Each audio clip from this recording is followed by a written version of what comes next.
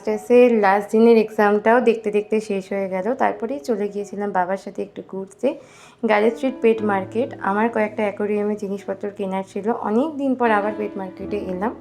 তো অ্যাকোরিয়ামটা একটু new set up করবো বলে চলে গিয়েছিলাম। এক্সাম দিয়ে বেরিয়ে প্রচণ্ড জোর খিদে পেয়ে গিয়েছিলো, কিছু খাওয়াও হয়নি।